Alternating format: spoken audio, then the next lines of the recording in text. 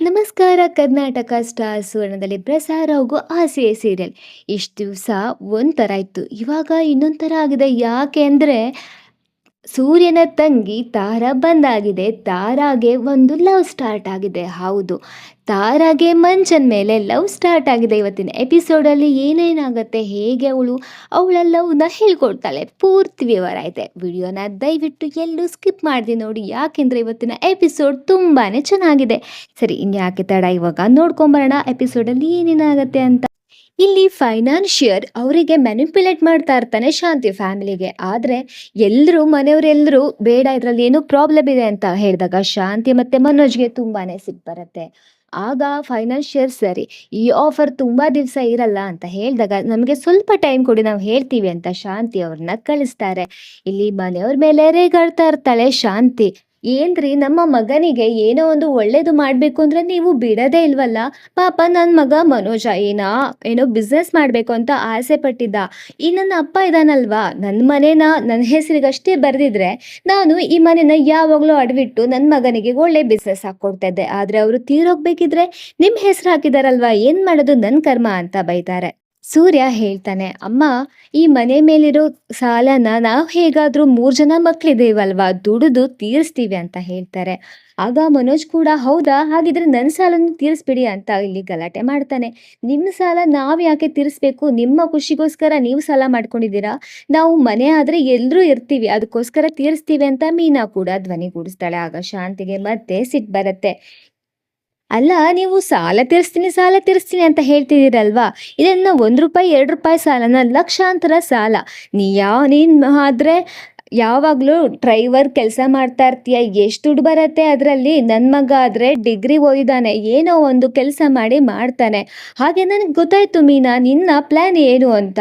ನೀನು ಗಂಡನಿಗೆ ಆ ರೂಮಲ್ಲಿ ಮಂಚದ ಮೇಲೆ ಕೂತ್ಕೊಂಡು ಹೇಳ್ತೀಯ, ರೀ, ಮನೆ ಮೇಲೆ ಎಷ್ಟೊಂದು ಸಾಲ ಇದೆ ಅಲ್ವಾ, ಅದಕ್ಕೋಸ್ಕರ ಈ ಸಲ ಯುಗಾದಿ ಹಬ್ಬಕ್ಕೆ ನನಗೆ ಸೀರೆ ಬೇಡ, ಅದರಲ್ಲಿ ಸಾಲ ತೀರಿಸಿ ಅಂತ ಹೇಳ್ತೀಯ. ಮಹಾನ್ ತ್ಯಾಗಿ ಥರ, ನನಗೆಲ್ಲ ಗೊತ್ತಿಲ್ವಾ ಅಂತ ಮತ್ತೆ ಮೀನಾಗೆ ಬೈತಾರೆ. ಆಗ ಏನು ಸೂರ್ಯ, ನೀನು ಡ್ರೈವರ್ ಆಗಿ ಈ ಸಾಲ ತೀರಿಸ್ಬಿಡ್ತೀಯ, ನಿನಗೆ ಅಷ್ಟೊಂದು ಆಗತ್ತಾ ಅಂತ ಸೂರ್ಯನ ಮೇಲೆ ತುಂಬ ಹಗುರವಾಗಿ ಮಾತಾಡ್ಬಿಡ್ತಾಳೆ ಶಾಂತಿ. ಇಲ್ಲಿ ಸೂರ್ಯ ತುಂಬಾನೇ ಎಮೋಷನ್ ಆಗ್ತಾನೆ, ಅಮ್ಮನೇ ನನಗೆ ಹೀಗನ್ಬಿಟ್ಲಲ್ಲ ಅಂತ. ಇಲ್ಲಿ ಮಂಜು ಆಫೀಸಲ್ಲಿ ಏನೋ ಒಂದು ಲೆಟರ್ ಕಾಣಿಸುತ್ತೆ, ಏನಪ್ಪಾ ಇದು ಅಂತ ಆ ಕಡೆ ಈ ಕಡೆ ಈ ಕಡೆ ನೋಡಿ ಓಪನ್ ಮಾಡ್ತಾನೆ. ಅಲ್ಲಿ ತಾರಾ ಬರೆದಿರೋ ಲೆಟರ್ ಇರತ್ತೆ. ಹೌದು, ಆ ತಾರಾ, ಮಂಜು ದಯವಿಟ್ಟು ಕ್ಷಮಿಸಿ, ನನಗೆ ನಿಮ್ಮ ಹತ್ರ ಸಾರಿ ಕೇಳೋ ಮುಖಾನೇ ಇಲ್ಲ, ಅದಕ್ಕೋಸ್ಕರ ಈ ಲೆಟರ್ನ ಬರಿತಾ ಇದ್ದೀನಿ. ನಾನು ನಿಮ್ಮನ್ನ ತುಂಬಾ ತಪ್ಪಾಗಿ ತಿಳ್ಕೊಂಡ್ಬಿಟ್ಟಿದ್ದೆ, ಅದಕ್ಕೋಸ್ಕರ ದಯವಿಟ್ಟು ನನ್ನನ್ನು ಕ್ಷಮಿಸಿ. ಹಾಗೆ ನಾವಿಬ್ರು ಇವತ್ತಿಂದ ನಾನು ನಿನ್ನ ಬಾಸ್ ಅಲ್ಲ, ಫ್ರೆಂಡ್ಸು, ಓಕೆನಾ, ಅಕ್ಸೆಪ್ಟ್ ಮಾಡ್ತೀಯಾ ಅಂತ ಬರ್ದಿರ್ತಾರೆ. ಅದ್ ನೋಡ್ಕೊಂಡು ಮಂಜ ಮನ್ಸೊಳಗಡೆನೆ ನಗ್ತಾ ಇರ್ತಾರೆ. ಅಷ್ಟರಲ್ಲಿ ತಾರಾ ಕೂಡ ಬರ್ತಾರೆ. ತಾರಾ ಬಂದು ಮಂಜನ ಹತ್ರ, ಈ ಲೆಟರಲ್ಲಿ ಬರ್ದಿದ್ದೆಲ್ಲ ನನ್ನ ಮನಸ್ಸಲ್ಲಿರೋದು, ಡೈರೆಕ್ಟಾಗಿ ಹೇಳೋಕ್ಕಾಗದೆ ಲೆಟ್ರಲ್ಲಿ ಬರ್ದಿದ್ದೀನಿ, ನನ್ನ ಫ್ರೆಂಡ್ಶಿಪ್ನ ಎಕ್ಸೆಪ್ಟ್ ಮಾಡ್ತೀಯಾ ಅಂತ ಕೇಳಿದಾಗ, ಹಾಂ ಸರಿ, ನಾವಿಬ್ರು ಫ್ರೆಂಡ್ಸ್ ಆಗಿರೋಣ ಅಂತ ಕೂಡ ಹೇಳ್ತಾರೆ. ಇನ್ನು ಕೇಳಿ ತಾರಾಗೆ ಖುಷಿ ಆಗುತ್ತೆ. ಸರಿ, ಇವತ್ತು ಮಧ್ಯಾಹ್ನ ಊಟಕ್ಕೆ ಹೋಗೋಣ ಅಂತ ಕೇಳಿದಾಗ ಇಲ್ಲಿ ಮಂಜು ಕೂಡ ಸರಿ ಓಕೆ ಅಂತ ಹೇಳ್ತಾರೆ. ನಂತರ ಇದನ್ನೆಲ್ಲ ನೋಡ್ತಾ ಇರೋ ಮಂಜುನ ಫ್ರೆಂಡ್ ಒಬ್ನು, ಏನ್ ಮಂಜು, ಇದನ್ನೆಲ್ಲ ನೋಡ್ತಾ ಇರೋ ಕೊಲಿಗ್ ಒಬ್ರು ಕೇಳ್ತಾರೆ, ಏನಪ್ಪ ಭಾರಿ ಆಟ ಆಡ್ತಾ ಇದೆಯಾ ಅಂತ ಕೇಳಿದಾಗ, ಏನು, ನೀವು ಹೇಳಬೇಕು ಬುದ್ಧಿ, ಪೀಸ್ ಜಾರಿ ರೈಸ್ಗೆ ಬಿದ್ದಿದೆ ಅಂದರೆ ಬಿರಿಯಾನಿ ಗ್ಯಾರಂಟಿ ಅಲ್ವಾ ಅಂತ ಹೇಳ್ತಾರೆ. ಆಗ ಮಂಜ, ಅರ್ಥ ಆಗ್ತಿಲ್ಲ ಕಣೋ, ಏನು ಹೇಳ್ತಾ ಇದೆಯಾ ನೀನು ಅಂತ ಹೇಳಿದಾಗ ಮಂಜ, ಆರತಿ ಎತ್ತಿರೋ ನಮ್ಮ ಮಂಜಂಗೆ ಅಂತ ಹಾಡು ಹೇಳ್ತಾರೆ. ಹೌದು, ಆಫೀಸ್ ಯಜಮಾನಿ ಇವಾಗ ನಿನಗೂ ಯಜಮಾನಿ ಆಗೋಕೆ ಟ್ರೈ ಮಾಡ್ತಿದ್ದಾರೆ ಅನ್ಸತ್ತೆ ಅಂತ ಅವನ ಕಾಲೆಳಿತಾನೆ.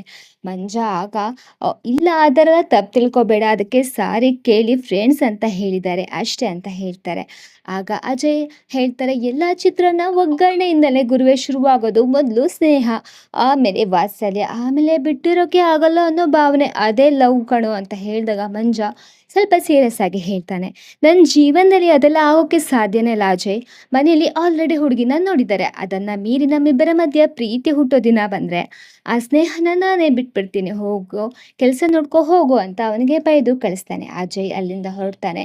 ಮಂಜ ಇನ್ನೊಂದು ಸ್ವಲ್ಪ ದಿನದಲ್ಲೇ ಮಜ್ನು ಆಗ್ತಾನೆ ಅಂತ ನಮಗೆಲ್ಲ ಗೊತ್ತು ಅಂತ ಅಜಯ್ ಮನಸ್ಸಲ್ಲೇ ಅನ್ಕೋತಾನೆ. ಇಲ್ಲಿ ಶ್ರುತಿ ರವಿ ಮತ್ತೆ ನೀತು ಹಾಕಿರೋ ಫೋಟೋನ ನೋಡಿ ಸಿಕ್ಕಾಪಟ್ಟೆ ಉರ್ಕೊಂಡು ಸಿಟ್ಟಿನಿಂದ ಬರ್ತಾಳೆ. ಆಗ ಅಲ್ಲಿ ನೀತು ಕೂಡ ಇದ್ದಾಗ, ಏನು ಶ್ರುತಿ ಜಲಸ್ ಆಗಿದೆ ನಮ್ಮಿಬ್ಬರ ಫೋಟೋ ನೋಡಿ ಅಂತ ಕೇಳ್ತಾರೆ. ಜಲಸ್ ಫೀಲ್ ನಾನೇ ಏನಕ್ಕೆ ಮಾಡ್ಲಿ, ನನ್ನ ಗಂಡನ ಜೊತೆ ಫೋಟೋ ತಕ್ಕೊಂಡು ಏನೇನೋ ಕೆಟ್ಟದಾಗಿ ಕ್ಯಾಪ್ಷನ್ ಹಾಕಿದೀಯಲ್ಲ ಅಂತ ಹೇಳ್ತಾರೆ. ಅಲ್ಲ, ನನ್ನ ಗಂಡನ ಜೊತೆ ಒಳ್ಳೆ ಬಾಯ್ ಫ್ರೆಂಡ್ ತರ ತಬ್ಕೊಂಡು ಫೋಟೋಸ್ ಹಾಕಿದೀಯಲ್ವಾ, ನಿನ್ಗಿನ್ನು ತಲೆಗಿಲೆ ಕೆಟ್ಟಿದ್ಯಾ, ನಿನ್ಗೆ ಸ್ವಲ್ಪನೂ ಡಿಗ್ನಿಟಿನೇ ಇಲ್ವಾ ಅಂತ ಹೇಳಿದಾಗ ಇಲ್ಲಿ ನೀತು ಅದನ್ನೆಲ್ಲ ಲೈಟ್ ಆಗಿ ತಗೊಂಡು ಸೂಪರ್ ಆಗಿ ಕಮೆಂಟ್ಸ್ ಬಂದಿದೆ, ಓದ್ಲಾ ಓದ್ಲಾ ಅಂತ ಓದ್ತಿರ್ತಾಳೆ. ಆಗ ವಾವ್ ಕ್ಯೂಟ್ ಪೇರ್ ಅಂತ, ಆಮೇಲೆ ಇನ್ನೊಬ್ರು ಗಂಡ ಹೆಂಡತಿ ಅಂದ್ರೆ ಹೀಗಿರ್ಬೇಕು, ಅಡ್ಗೆ ಮನೇಲಿ ಅರಳಿದ ಪ್ರೀತಿ ಅಂತ ಹಾಕಿದ್ದಾರೆ. ಇನ್ನೊಬ್ರು ನೋಡು, ಚಿತ್ರಾನ್ನಕ್ಕಿಂತ ನಿಮ್ಮ ಚಿತ್ರಾನೇ ಚೆನ್ನಾಗಿದೆ ಅಂತ ಹಾಕಿದ್ದಾರೆ. ಹಾಗೆ ನಿಮ್ಮಿಬ್ರಿಗೆ ಹುಟ್ಟಿರೋ ಮಗು ಎಷ್ಟು ಕ್ಯೂಟ್ ಆಗಿರ್ಬೋದು ಅಂತ ಇಂತೆಲ್ಲ ಕಮೆಂಟ್ ಮಾಡಿದ್ದಾರೆ ಅಂತ ಹೇಳ್ತಾರೆ. ಅದನ್ನ ಕೇಳಿಸ್ಕೊಂಡು ಶ್ರುತಿಗೆ ಸಿಕ್ಕಾಪಟ್ಟೆ ಸಿಟ್ಟು ಬರುತ್ತೆ. ಜನ ಮೆಸೇಜ್ ಮಾಡಿರೋದು ನೋಡ್ಕೊಂಡು ಎಂಜಾಯ್ ಮಾಡ್ತಾ ಇದೀಯ ಅಂದ್ರೆ ನಿನಗೆ ಎಷ್ಟು ತಲೆ ಕೆಟ್ಟಿದೆ ಅಂತ ಗೊತ್ತಾಗತ್ತೆ. ಫಸ್ಟು ನೀ ಈ ಇಮೇಜನ್ನ ಡಿಲೀಟ್ ಮಾಡಲೇಬೇಕು ಅಂತ ಹೇಳ್ತಾರೆ. ರವಿ ಹೇಳ್ತಾರೆ, ಅವಶ್ಯಕತೆ ಇಲ್ಲ ಶ್ರುತಿ, ಜನ ಏನಾದ್ರೂ ತಿಳ್ಕೊಳ್ಳಿ, ನಮಗಿಬ್ಬರಿಗೆ ಗೊತ್ತಿದೆ ಅಲ್ವಾ ನಾವು ಯಾವ ತರ ಅಂತ ಹೇಳಿದಾಗ, ಇಲ್ಲ ಶ್ರುತಿ ಅವಳದು ಒಂದೇ ವಾದ, ಇಲ್ಲಿ ನೀತು ಡಿಲೀಟ್ ಮಾಡಲೇಬೇಕು ಅಂತ. ಆದ್ರೆ ನೀತು ಕೂಡ ನಾನು ಡಿಲೀಟ್ ಮಾಡೋದೇ ಇಲ್ಲ ಅಂತ ಕುತ್ಕೊಳ್ತಾಳೆ. ಅವರಿಬ್ಬರ ನಡುವೆ ಇಲ್ಲಿ ರವಿ ಸಿಕ್ಕಾಕೊಂಡು ಓದಾಡ್ತಾ ಇರ್ತಾನೆ.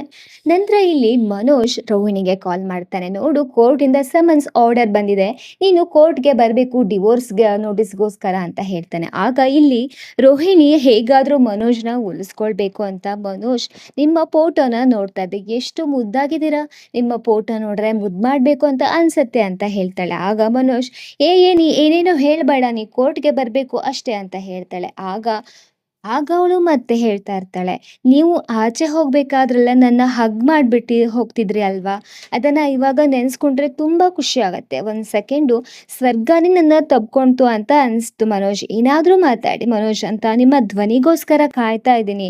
ತಪಸ್ಸಿಗೆ ಕೂತವನಿಗೆ ದೇವರು ಎಚ್ಚರ ಮಾಡಿದಾಗ ಹೇಗಿರುತ್ತೋ, ನಿಮ್ಮ ಧ್ವನಿ ಕೇಳಿದಾಗ ನನಗೂ ಹಾಗೆ ಇರುತ್ತೆ ಅಂತ ಹೇಳ್ತಾನೆ. ಮನೋಜ್ ಇಲ್ಲಿ ಕಿರ್ಚಾಡ್ತಾ, ನೋಡು ನೋಡು, ನೀನು ಹೀಗೆಲ್ಲ ಎಮೋಷನ್ ಆಗಿ ಮಾತಾಡಿ ನನ್ನ ಬುಟ್ಟಿಗೆ ಹಾಕೋಬೇಕು ಅಂತ ಅನ್ಕೋಬೇಡ, ನಮ್ಮ ಇವಾಗ ಅಮ್ಮನ ಕರಿಲ್ಲ, ನಿನಗಿದೆ ನೋಡು ಅಂತ ಅಮ್ಮನ ಕರೀತಾರೆ. ಆಗ ಶಾಂತಿ ಮೊಬೈಲ್ನ ಕಿತ್ಕೊಂಡು, ರೋಹಿಣಿ ಒಂದ್ ನಿಮಿಷ ಕೇಳು, ನಾಡಿದ್ದು ಕೋರ್ಟ್ಗೆ ನೀನು ಬರ್ಲೇಬೇಕು ಅಂತ ಹೇಳ್ತಾರೆ.